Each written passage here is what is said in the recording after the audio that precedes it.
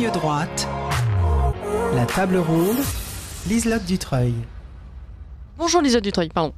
Maud. Alors, c'est bon, j'ai mon micro. Bonjour Maud, bonjour à toute l'équipe et bonjour aux auditeurs, évidemment. Et puis d'ailleurs, chers auditeurs, vous êtes probablement comme moi lorsque vous entendez le mot Europe. Vos poils se hérissent et vos sourcils se froncent. Il serait pourtant intéressant, si ce n'est nécessaire, de rappeler que contrairement à se contenter de nous faire avaler nos dirigeants à coups de dialectique bien maîtrisée, l'Europe, ce n'est pas l'Union européenne. Et c'est bien pour définir donc cette Europe que nous recevons aujourd'hui David Engels, historien et philosophe, professeur d'université et auteur de nombreux ouvrages, dont récemment Défendre l'Europe civilisationnelle, petit traité d'espérialisme aux éditions Salvator. Bonjour David Engels et merci beaucoup d'être parmi nous ce matin. Bonjour et merci bien pour l'invitation. Alors je vais commencer de façon peu originale puisque j'imagine que d'autres vous ont posé la question avant moi, David Engels, mais qu'est-ce que l'Europe ? Ça servira de bonne base pour la suite de notre échange. Qu'est-ce que l'Europe? Ben, voilà la question la plus importante. Mon analyse de l'Europe n'est évidemment pas celle de Bruxelles, où justement les sourcils se froncent et les poils s'hérissent, comme vous disiez si joliment. Mais c'est évidemment l'Europe civilisationnelle, comme indiqué dans le titre aussi de l'ouvrage. Donc ce n'est pas l'Europe bruxelloise, la pseudo-communauté des valeurs mondialisantes, globalistes, etc., etc., mais c'est plutôt notre identité commune qui nous unit d'Espagne en Pologne, de Norvège en Italie, qui fait en sorte que pendant des siècles et des siècles, nous avons partagé non seulement la même histoire, mais on a aussi partagé les mêmes combats, les mêmes espoirs, les mêmes défaites, les mêmes erreurs, les mêmes acquis.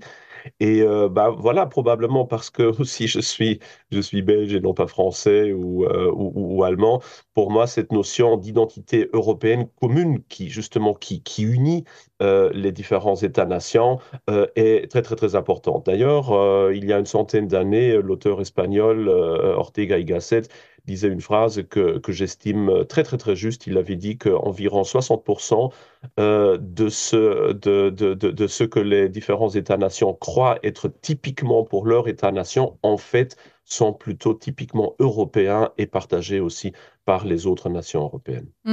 Alors justement, qu'est-ce qu'une civilisation ? Et vous parlez de cette identité commune, mais bon, quand on me présente un Italien et un Norvégien, de prime abord, j'ai l'impression que rien ne les lie vraiment.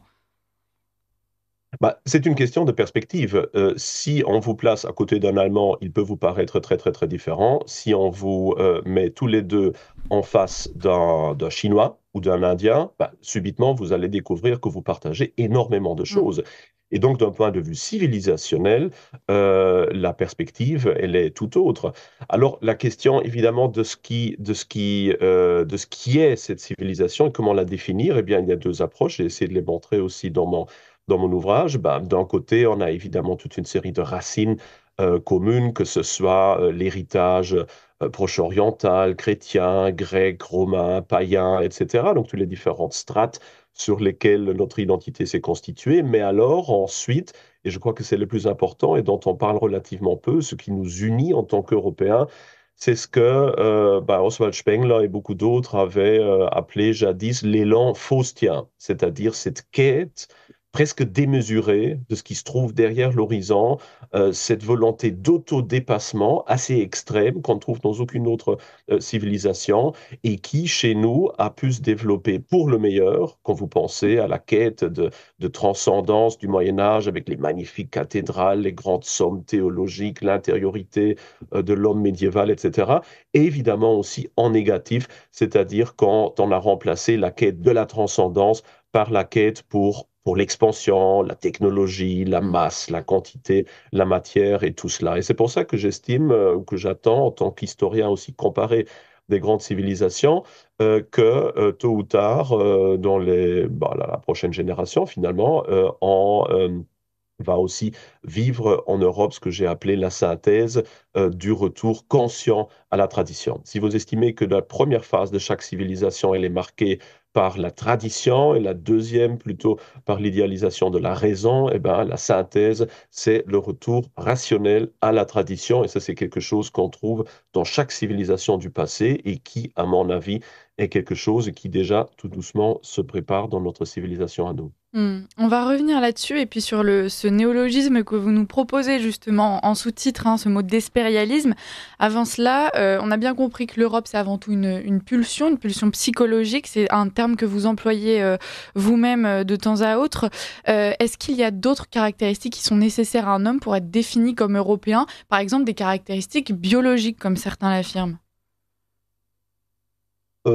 Bah, ça dépend évidemment maintenant si nous voulons décrire notre passé et ou si nous, donc dans un point de vue purement descriptif ou si nous voulons mettre maintenant en avant des règles normatives pour le futur. Alors ce qui est sûr évidemment, c'est que jusqu'à il n'y a pas si longtemps, l'Europe a été relativement homogène d'un point de vue de la population, même si là aussi, quand vous remontez à l'âge des pierres, bon, vous avez des groupes les plus divers et qui se sont évidemment combinés, composés, etc., etc.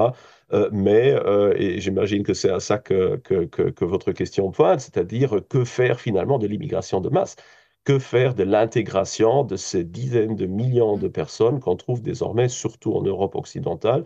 Et que faire pour construire justement une Europe civilisationnelle, identitaire, unie, qui puisse survivre en dépit de la présence de millions de personnes qui, a priori, viennent d'autres espaces civilisationnels. Et c'est pour ça aussi que justement, je tente depuis tout un temps d'ailleurs de mettre en avant que un retour conscient à ce qu'on pourrait appeler un genre de Leitkultur, pour citer un mot allemand, européenne, c'est-à-dire un genre de romanitas européenne, c'est-à-dire la construction volontaire d'un idéal civilisationnel auquel pourraient aussi se conformer des personnes venant d'autres civilisations et qui se trouveraient depuis plusieurs générations dans nos contrées, pourrait permettre justement à la langue de nouveau une certaine cohésion de nos citoyens et éviter ce qui semble relativement proche maintenant, c'est-à-dire l'éclatement ethnoculturel.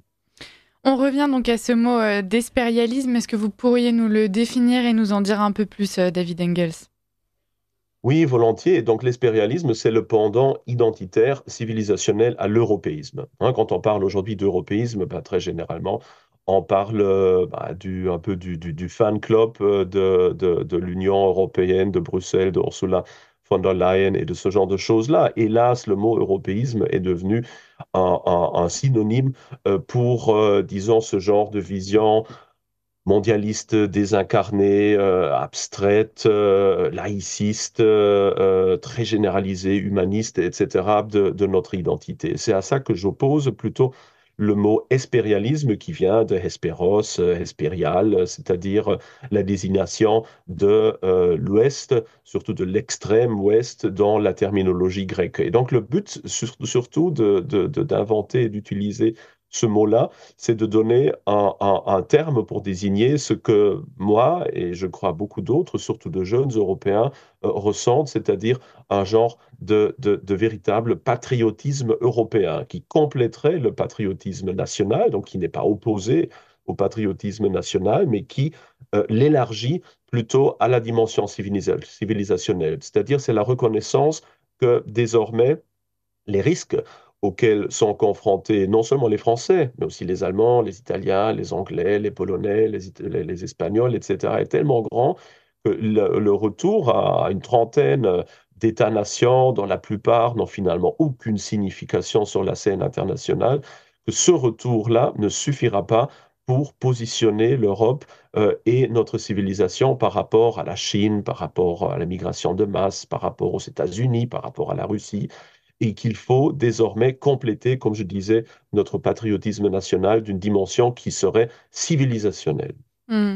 Alors, vous parlez donc de cet espérialisme qui traduit aussi cette volonté d'aller de l'avant, cette sorte de quête irrépressible que les Européens ont au fond de leur tripes et de leur cœur. Est-ce qu'aujourd'hui, justement, c'est pas de là que vient la chute de l'Europe avec cet universalisme, cet humanisme, ce mondialisme complètement démesuré?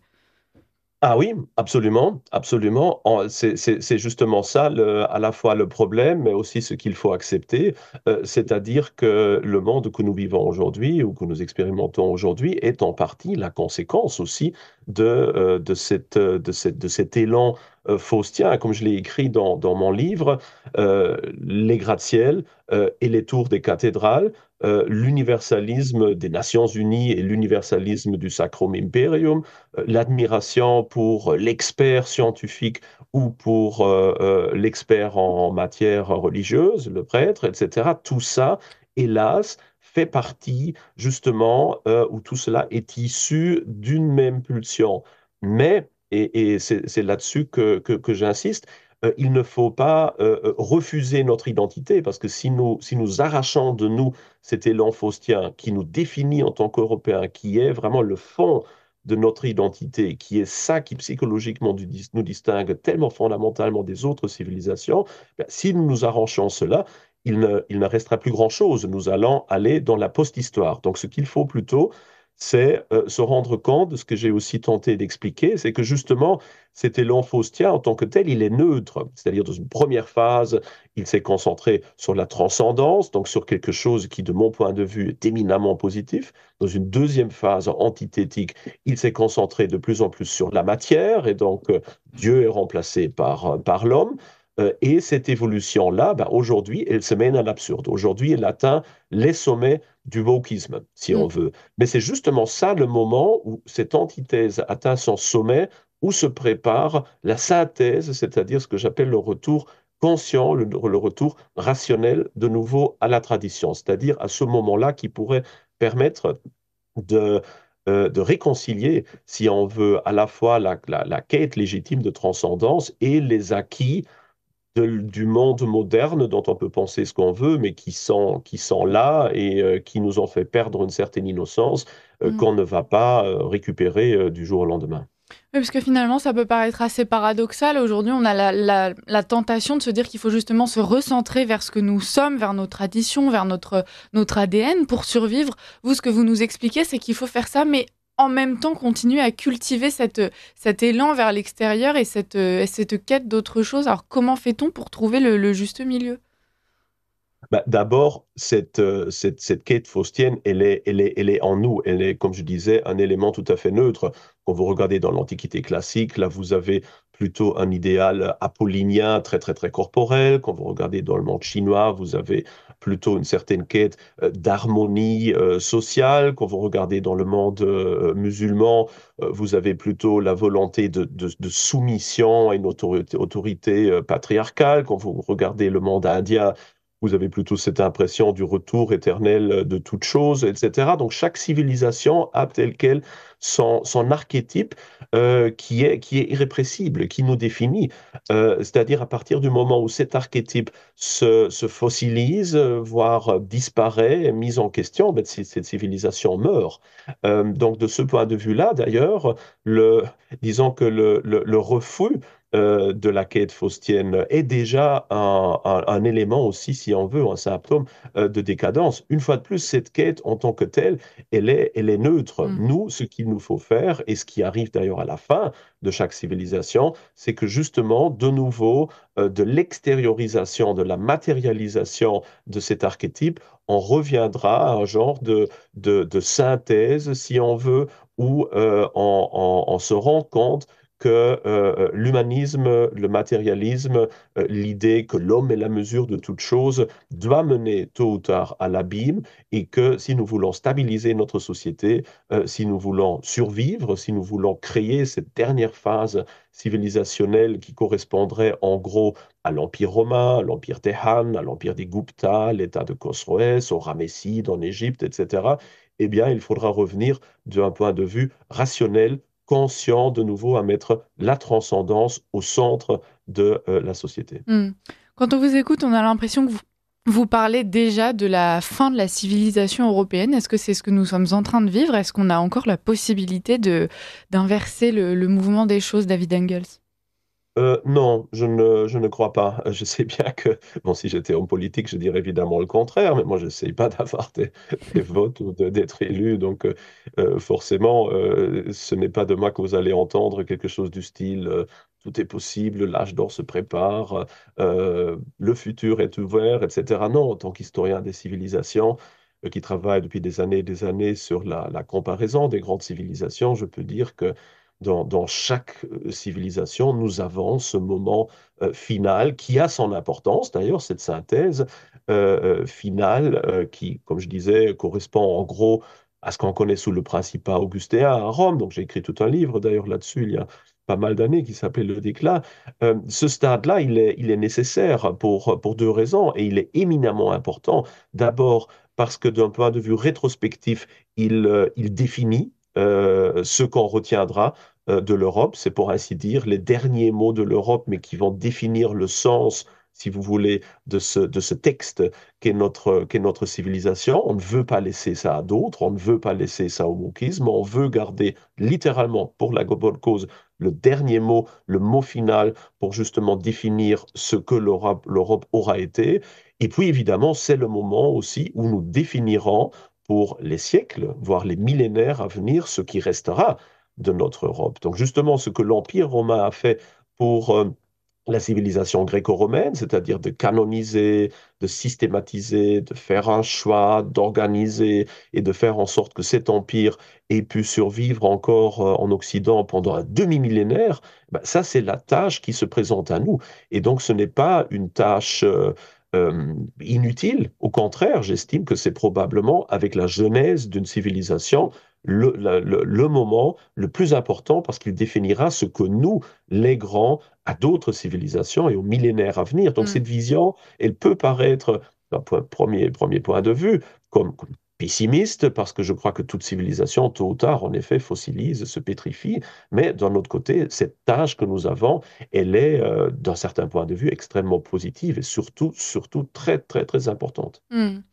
La nature a horreur du vide, David Engels. Alors, que restera-t-il justement après la chute de l'Europe? Il y a des réalités qui sont même terrestres. Il y a un territoire très, très défini. Comment est-ce que ça va s'organiser, tout ça? Est-ce qu'on pourrait imaginer le démarrage d'une nouvelle civilisation qui pourrait d'ailleurs puiser pour beaucoup dans celle qui viendrait de se terminer? Qui sait, qui sait. Et d'ailleurs, juste pour vous corriger sur un détail, notre civilisation européenne, elle ne s'est pas terminée. Il faudra Oui, encore bien un sûr. certain temps.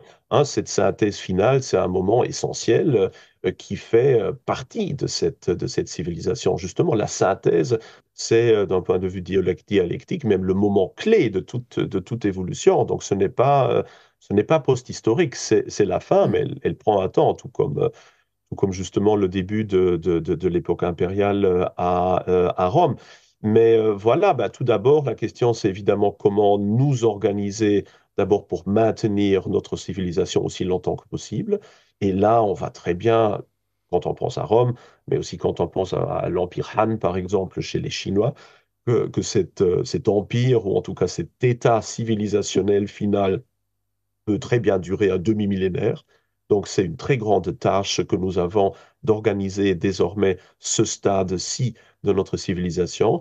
Et puis, qu'est-ce qui viendra après? Ben, ça, évidemment, c'est très difficile à définir. Est-ce qu'on aura tôt ou tard une nouvelle civilisation qui va naître quelque part sur le continent européen dans quelques siècles? Est-ce que, comme certains l'estiment, est-ce que la Russie ne serait-elle déjà pas une autre civilisation qui partage toute une série de choses d'ailleurs avec la nôtre, tout en ayant un archétype très différent? Donc une autre civilisation peut-être plus jeune que la nôtre, c'est ce que Spengler pensait. Est-ce qu'on aura une civilisation un jour en Afrique, en Amérique latine, etc. Ça, c'est évidemment des questions ouvertes auxquelles je ne saurais répondre, mais en tout cas, cette évolution-là, mis à part le point d'interrogation concernant la Russie, c'est une question importante, mais dont nous ne verrons pas la résolution parce qu'il n'y a pas nécessairement une dynamique logique. C'est-à-dire quand une civilisation prend fin, vous n'avez pas du tout automatiquement une nouvelle qui naît sur le même territoire. Au contraire, l'histoire nous montrerait plutôt que les zones clés, les zones centrales d'une civilisation sont rarement celles sur lesquelles une nouvelle va être construite. Hmm. Est-ce que la fin d'une civilisation, ce n'est pas aussi lorsqu'elle cesse d'avoir des héritiers? Et si c'est le cas, justement, est-ce que assurer cet héritage et cette transmission, ça ne permettrait pas au moins de ralentir le point final de notre civilisation européenne? Et donc, essayer justement de former ces héritiers, est-ce que ça ne passe pas par retrouver cette fierté d'être européen? On croise régulièrement justement plein de personnes autres, c'est-à-dire par exemple, je sais pas, moi je peux croiser un Marocain qui se revendiquera fier d'être arabe, je peux croiser quelqu'un d'Amérique du Sud qui revendiquera même encore peut-être son identité amérindienne. Aujourd'hui, on a beaucoup de mal à trouver justement de jeunes Français ou de jeunes Italiens qui revendiquent leur identité européenne. Est-ce que retrouver cela, ça permettrait de ralentir la chute de David Engels?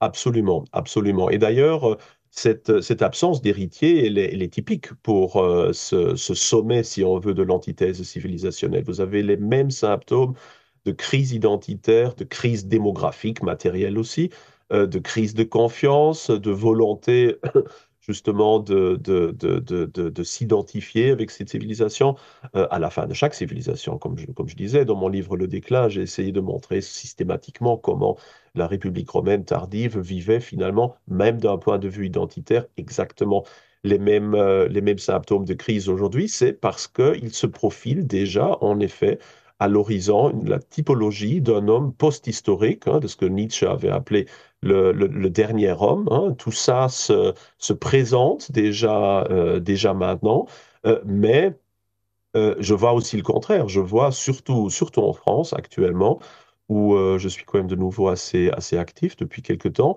de plus en plus de jeunes, que ce soit à l'Institut Iliade, que ce soit à l'Academia Christiana, que ce soit toute une série d'autres institutions, qui déjà représentent cette volonté d'un retour rationnel à la transcendance, c'est-à-dire ce sont très souvent des jeunes qui ne viennent même pas nécessairement d'un milieu euh, traditionnels ou traditionalistes qui leur ont légué un certain héritage. Ce sont souvent des gens qui ont grandi d'une manière un peu perdue dans ce début de post-histoire matérielle, mondialisée, universaliste, etc., et qui ont justement découvert que c'était absolument négatif et néfaste, que la seule solution, c'était de retourner aux racines et qui font le choix conscient d'opter pour leur patriotisme national, leur patriotisme chrétien, leur patriotisme expérialiste, et de se préparer justement à pouvoir devenir ceux qui porteront un tel revirement expérialiste. Hmm. Est-ce que vous pensez que pour cela, c'est important de conserver des institutions politiques, justement, comme l'Union européenne? Peut-être qu'il faudrait les réinvestir, en changer la forme, mais est-ce que vous pensez que c'est pertinent, alors même que, justement, la civilisation européenne, c'est avant tout un sentiment et puis une flamme, quelque chose d'assez peu concret?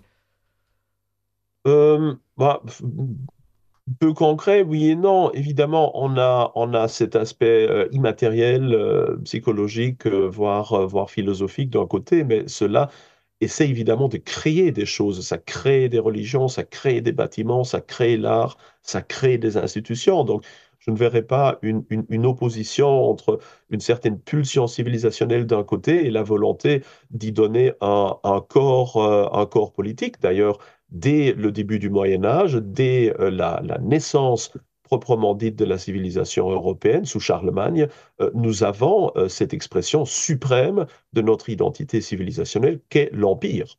L'Empire carolingien est, si vous voulez, le pendant à ce que nous devons recréer maintenant, c'est-à-dire un État-civilisation comme les autres grandes civilisations mortes l'ont créé également. La Chine n'a rien d'autre qu'un État-civilisation qui jadis était constitué de dizaines, douzaines d'États-nations. L'Inde de même, le monde musulman avec le califat de même. Donc, en gros, cet État-civilisation, nous ne pouvons y échapper. Au contraire, il est nécessaire pour nous définir, pour nous protéger dans le nouveau monde multipolaire.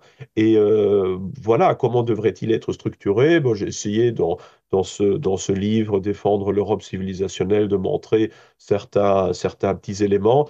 Alors, pour faire très court, je dirais que le défaut de l'Union européenne actuelle, c'est justement d'être absolument impuissant, impotent vers l'extérieur, de brader les intérêts culturels, stratégiques, militaires, politiques de notre civilisation, tout en étant de plus en plus autoritaire vers l'intérieur. Et nous, ce qu'il nous faut, c'est exactement l'inverse. Il nous faut des structures européennes qui permettraient de nous défendre par rapport aux défis qui seraient des défis communs, surtout en politique extérieure, en migration, défense des frontières, en recherche, en infrastructure, etc., etc., tout en étant aussi libre que possible à l'intérieur. Et pour ça, il y a un très bel exemple dans notre histoire, un exemple qui a défini la majeure partie de l'Europe pendant un millénaire, et c'est évidemment le Sacrum Imperium, le Saint-Empire, fondé finalement par Charlemagne, et qui, pendant une très grande partie de notre histoire,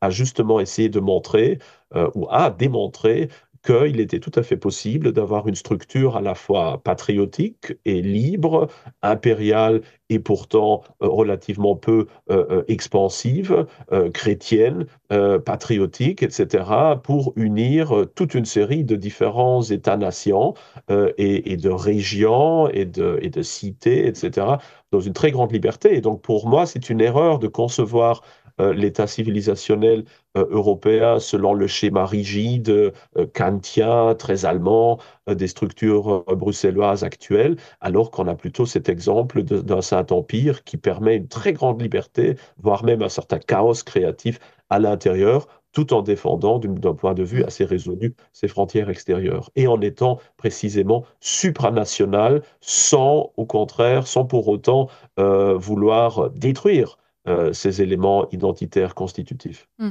On a bien compris que dans la chute de notre civilisation, il y a un élément clé, c'est cette perte de la transcendance. Est-ce que vous pensez que justement, pour cette synthèse de notre civilisation, il faudrait retrouver justement cette transcendance? Est-ce que ça pourrait passer par exemple par la religion qui devrait reprendre une place plus importante dans nos sociétés, David Engels? Oui, je crois que si nous voulons à nouveau stabiliser notre civilisation aussi d'un point de vue identitaire, si nous voulons recréer de nouveau un certain patriotisme européen, si nous voulons montrer aux gens que ça vaut la peine de se battre pour notre civilisation, de la défendre contre ces menaces extérieures et intérieures, nous devons à nouveau donner aussi un espoir transcendant aux personnes, parce que c'est justement le fait qu'aujourd'hui, le matérialisme humaniste finalement ait créé cette impression post-historique chez beaucoup de personnes, c'est-à-dire qu'il n'y a rien qui vaut vraiment la peine de se battre pour, que de toute façon cette vie, elle a une fin, donc il faut la garder aussi longtemps que possible, qu'il y a pas d'espoir de ce qu'il y a autre part, et que finalement, bah, rester en vie, ne pas se mêler des choses, profiter bien de ce qu'on a de jour en jour, bah, ça c'est justement devenu un véritable fléau. Si nous voulons combattre ça, et c'est ça l'aspect rationnel, si on veut, il nous faut revenir à la transcendance, c'est-à-dire à de nouveau ancrer notre politique dans la conviction qu'il y a quelque chose de plus grand de nous que nous, qui est au-delà, qui n'est pas identique au monde, qu'on n'est pas dans un panthéisme ici, mais qui a une existence transcendante, que vous appelez ça Dieu, la divinité, la transcendance, peu importe. Mais c'est uniquement sur cette base-là que vous pouvez à nouveau emplir la société d'un certain sens commun, et de nouveau trouver une raison qui soit tout à fait probante de défendre la civilisation, de défendre les nations, de défendre la famille, de défendre certaines structures sociales, de défendre les identités sexuelles, de défendre la beauté. Tout cela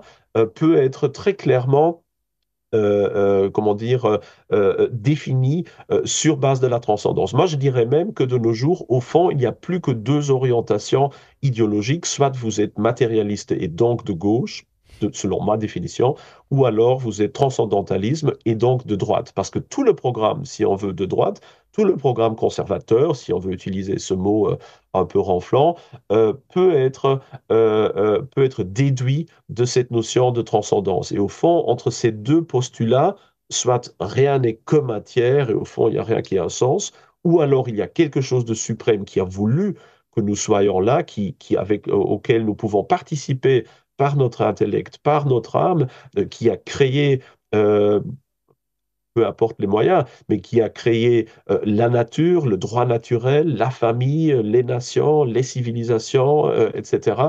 Ça, c'est évidemment la base ultime de tout véritable conservatisme. Alors c'est pour ça que j'estime que oui, voilà, cette synthèse, elle devra nécessairement passer par la réintégration de l'argument transcendant dans le vocabulaire politique. Sinon, nous sommes perdus et nous n'aurons devant nous que des différents degrés, différentes nuances de matérialisme.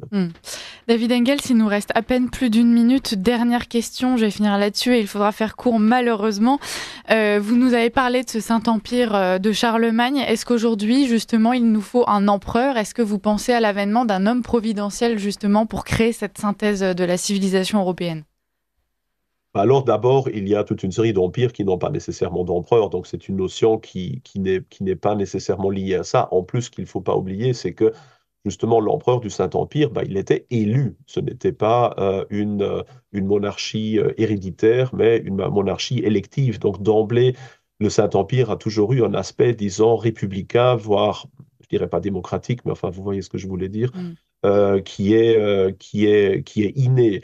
Mais oui, je crois en effet, sur base de cette parallélisation aussi avec d'autres civilisations, que nous entrons de fait dans une époque de césarisme de plus en plus et que le combat du futur va être mené entre des grands personnages du style, que sais-je, et vous avez des gens comme Elon Musk par exemple, qui de mon point de vue sont justement les Césars assez typiques de notre époque et qui probablement dans tout ce combat auront beaucoup plus de poids finalement et d'importance que des chefs d'État élus pour quelques années dans des petits États médiocres européens qui finalement n'ont aucune importance sur la scène politique. Donc oui, on ira, tout ce revirement sera marqué par l'avènement de grands individus charismatiques, ça c'est sûr.